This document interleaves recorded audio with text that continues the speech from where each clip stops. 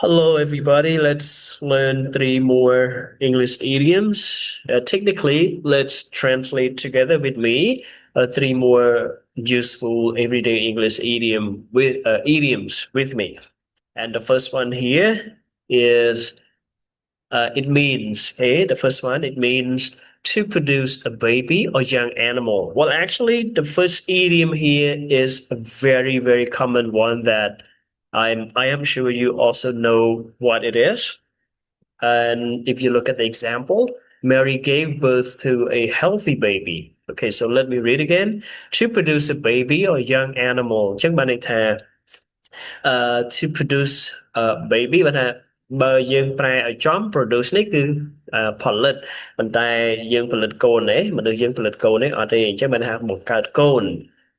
ឬក៏ young animal young ក្មេង animal សត្វឬក៏បង្កើតសត្វក្មេងណាអញ្ចឹងបានថាបង្កើតកូនហ្នឹងឯងណាអញ្ចឹង to produce a baby or young animal អូខេឧទាហរណ៍ Mary gave birth to a healthy baby girl អញ្ចឹង Mary ក៏ទើបតែបង្កើតកូនទើបតែកើតកូនស្រីមួយដែលមានសុខភាពល្អOkay, healthy សុខភាពល្អណា baby girl កូនស្រីដែលមានសុខភាពល្អអញ្ចឹងidiom ដែលមានន័យថាអញ្ចឹងគឺgive birth to somebody or something អូខេអញ្ចឹងគឺ give birth នេះគឺបង្កើតកូនប្រសូតបុត្រអីចឹងណា Okay, and the second idiom is humorous ប្រែថាយើងប្រើ idiom នេះក្នុងន័យជាកំ pl ែងកំមិចកំមើមឬក៏កំ pl ែងហ្នឹងនិយាយលេងកំ pl ុក pl ែង not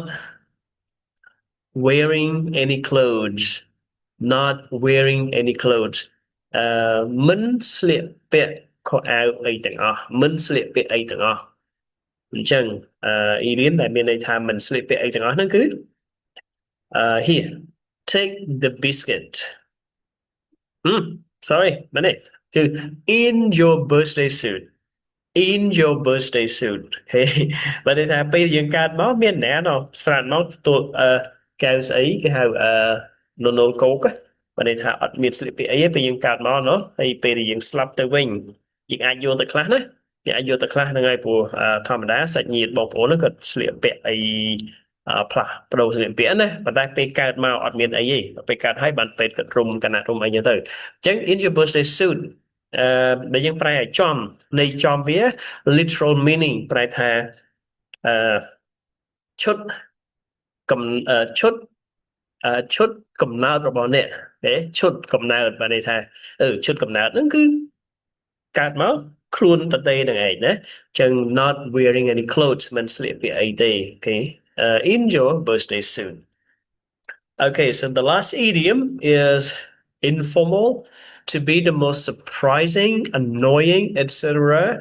thing that has happened or that somebody has done.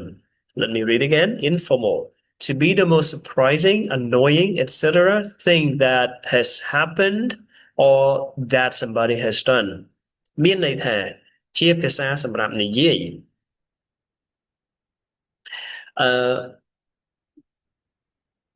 ដែល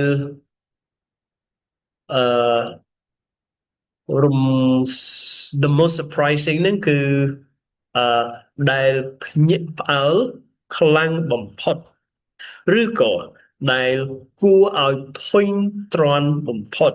លក្ខនឹងលក្ខវត្ថុដែលគួរឲ្យភ្ញាក់ផ្អើលខ្លាំងបំផុតហ្នឹងហើយយើងទៅប្រែ thing មកមុន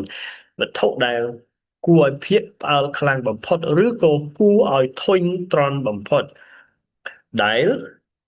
បានកើតឡើងឬក៏ដែលនរណាម្នាក់បានធ្វើអូខេអញ្ចឹងidiom ដែលមានន័យថាអញ្ចឹងគឺនេះណា take the biscuit British English បើន័យថាអង់គ្លេសបែបអង់គ្លេសហ្នឹងគឺយើងនិយាយថា take the biscuit ហើយ British អង់គ្លេសហ្នឹងម្យ៉ាងទៀតក៏គេនិយាយថា take the key អញ្ចឹងណាតែ American English អង់គ្លេសបែបអាមេរិកគឺគេប្រើតែមួយគេថា take the cake អូខេខ្ញុំសរុបឡើងវិញ take the biscuit ឬក៏ take the cake ហ្នឹងមានន័យថារឿងរ៉ាវឬក៏អ្វីមួយដែល surprise បំផុតឬក៏វាគួរឲ្យធុញទ្រាន់បំផុត ដែលបានកាត់ឡើងណាឬក៏ដែលនរណាម្នាក់ហ្នឹងបានធ្វើអញ្ចឹងគួរឲ្យធុញបំផុតឬក៏គួរឲ្យអឺគួរឲ្យភ្ញាក់ផ្អើលបំផុតហ្នឹងគឺ take the biscuit or take the cake.